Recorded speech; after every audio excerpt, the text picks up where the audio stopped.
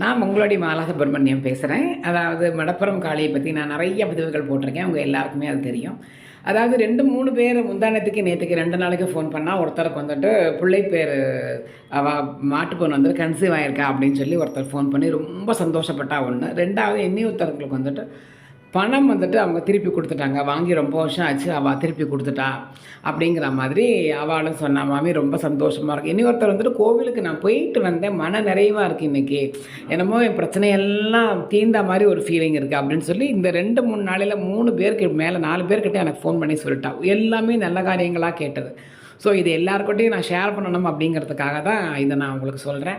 நம்பி நீங்கள் வேணுண்டேன்னா கண்டிப்பான முறையில் உங்களுக்கு நல்லது மட்டுமே நடக்கும். கெடுதல் நடக்கிறதுக்கு வாய்ப்பே இருக்காது.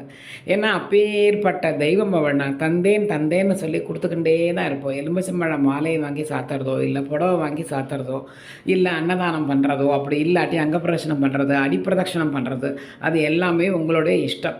நம்ம வந்துட்டு மனசார அவளை வேண்டின்றாலே போகிறோம். கண்டிப்பான முறையில் நல்லது நிச்சயமாக நடக்கும்.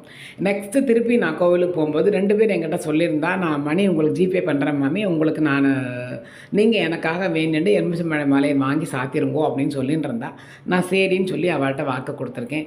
அந்த மாதிரி நீங்கள் எலுமிச்சம்பழம் மாலையை வாங்கி சாத்திட்டோ, அப்படி கோவிலுக்கு வர முடியாதவா கனடாலேருந்து ஒருத்தர் ஃபோன் பண்ணா, ரொம்ப கஷ்டமாக இருக்கேன், என்னால் வர முடியாது அப்படின்னுட்டு.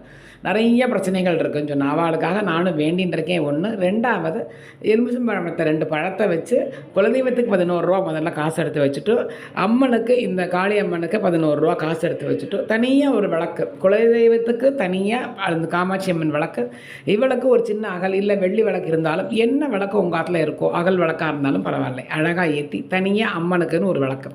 எப்போவுமே நம்ம ஆத்தில் 2 விளக்கு 3 விளக்கு அந்த மாதிரி விளக்கு எண்ணிக்கை கூட ஆற்றுல இருள் நீங்கிக்கிண்டே இருக்கும், ஒளி பெருகிக்கிண்டே இருக்கும், நல்லது நடந்துக்கிண்டே இருக்கும்பா. ஏன்னா ஒரு விளக்கு ஜென்ரலாக எல்லாருமே ஏற்றுவோம், அது வேறு விஷயம். இப்போ நம்ம வாராய்க்கு ஒரு விளக்கு ஏற்றுறோம், அதே மாதிரி துளசிக்கு ஒரு விளக்கு ஏற்றுறோம், இல்லை இந்த மாதிரி காளிக்கு ஒரு விளக்கு ஏற்றுறோம், மகா காளிக்கு. இந்த மாதிரி 2-3 விளக்குகள் ஆற்றுல கூட கண்டிப்பான முறையில் ஒரு மாற்றம் நிச்சயம் தெரியும். ஒரு 48 நாள் நீங்கள் கணக்கு வச்சுக்கோங்களேன். 11 நாளே போகும், நான் உங்களுக்கு 48 நாள் சொல்கிறேன். நீங்கள் அந்த மாதிரி நீங்கள் கணக்கு வச்சுட்டாலுமே கண்டிப்பான முறையில் உங்களுக்கு நல்ல ஒரு மாற்றம் தெரியும்.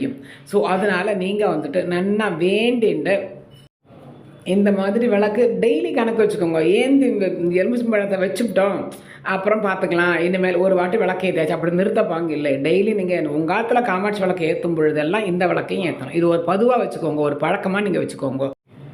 இப்படி நீங்கள் டெய்லி விளக்கேற்றிட்டு வந்தாலே உங்கள் வாழ்க்கையில் கண்டிப்பான முறையில் ஒரு நல்ல மாற்றம் தெரியும்.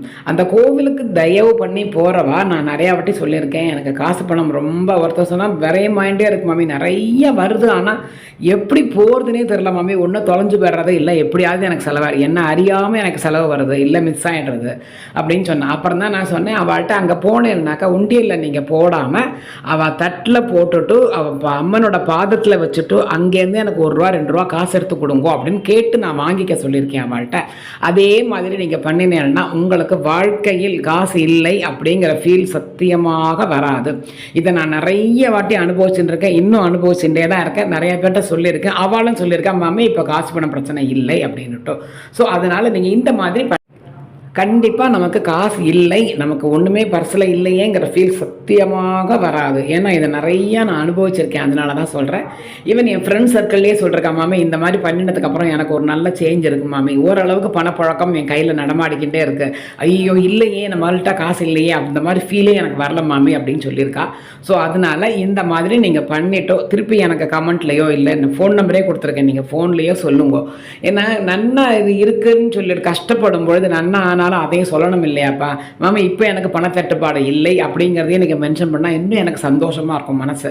அதனால் கஷ்டப்படும் போது நிறைய பேர் அழறா சொல்லி எனக்கு ரொம்ப சங்கடமாக இருக்குது. அதே மாதிரி மாமி இது கொஞ்சம் மாறிடுத்து எனக்கு தீர்ந்து போயிடுத்து அப்படின்னு நீங்கள் சொன்னேன்னாக்கா அப்போ எனக்கு இன்னும் சந்தோஷமாக இருக்கும். நன்னா இருங்கோ எல்லாரும். ஜெய் மகா காளியே சரணம்.